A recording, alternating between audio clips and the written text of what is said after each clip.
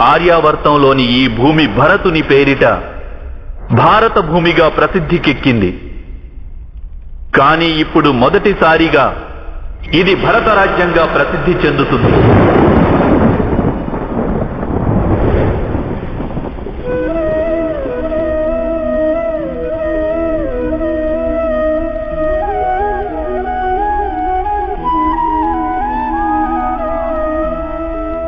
ఈ మహాభారత యుద్ధం, ఈ మహాభారత గాథ అనేక సత్యాలను ప్రస్తావిస్తుంది. మహోన్నత సత్యం ఏమిటంటే వైవిధ్యము, భిన్నత్వమే అధర్మానికి మూలం. అయితే ఏకాత్మతయే ధర్మానికి ఆధారం. ఏ విధంగా? మీరే ఆలోచించండి. మనిషి హృదయం సుఖాలను ఆశిస్తూ, అధికారం, సంపదలకై కోరికలతో సదా నిండి ఉంటుంది. కానీ దైనందిన జీవితంలో మనిషి తన మాతాపితలు, సంతానం, తోబుట్టువులు, పత్నితో కూడా ఉచితంగానే వ్యవహరిస్తుంటాడు. వారికి ఏ అన్యాయమూ చేయడు. వాడు తన సుఖ సంపదలను సమభాగాలుగా పంచుకొని అనుభవిస్తాడు.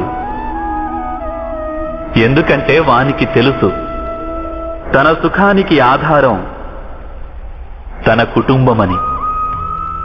తన సుఖానికి కారణం కూడా తన కుటుంబమేనని. మనిషికి ఈ విషయమూ తెలుసు, తనకు సుఖం సమాజం నుండి లభిస్తోందని. కానీ వాడు సమాజానికి అన్యాయం చేస్తూనే ఉంటాడు. సమాజాన్ని నిత్యం ద్వేషిస్తుంటాడు. ఎందుకంటే వాడు తనకు సుఖం సమాజం నుండే లభిస్తుందని భావించడు. వాడు సమాజాన్ని సుఖానికి ఒక సాధనంగా భావిస్తాడు. భేదం ఏదైనా ఉంటే అది కారణంలో, సాధనంలో ఉంది. కానీ మనిషికి ఎప్పుడైతే బోధపడుతుందో ఈ సకల సృష్టి పరమాత్మ స్వరూపమని, ప్రతి జీవి పరమాత్మలోని అంశయని, అంటే ఎవరు పరాయి వారు కారని, అందరూ మనవారేనని, ఈ చరాచర సృష్టి అంతా మనదేనని, మన కుటుంబంలోని వారేనని, అప్పుడు క్రోధానికి కారణమే మిగలదు. వాని సంఘర్షణలు, వాని వైరాలు, వాని ప్రతీకారం నశించిపోతాయి. అంతరంగంలో పరమాత్మ, బాహ్యరంగంలో ఏకాత్మత.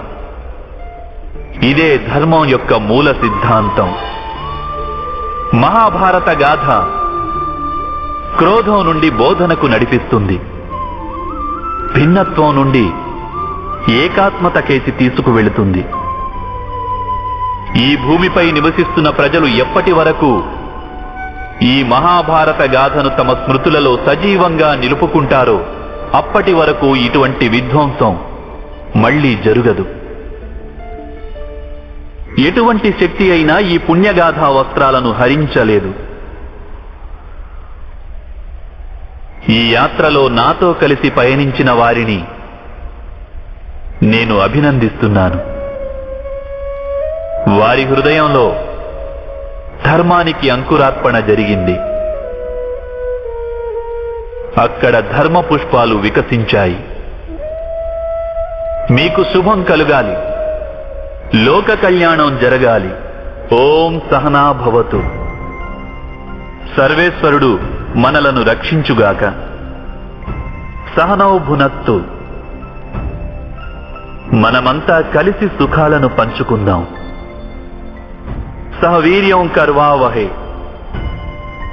పరస్పరం మనం లాభం కోసం పాటుపడదాం. తేజస్వి నావధీతమస్తు. మనందరి జీవితం తేజస్సుతో నిండిపోతుంది. మా విద్విషావహే. పరస్పరం ఏ ద్వేషం, ఈర్ష్య ఉండరాదు. ఓం శాంతి శాంతి శాంతి.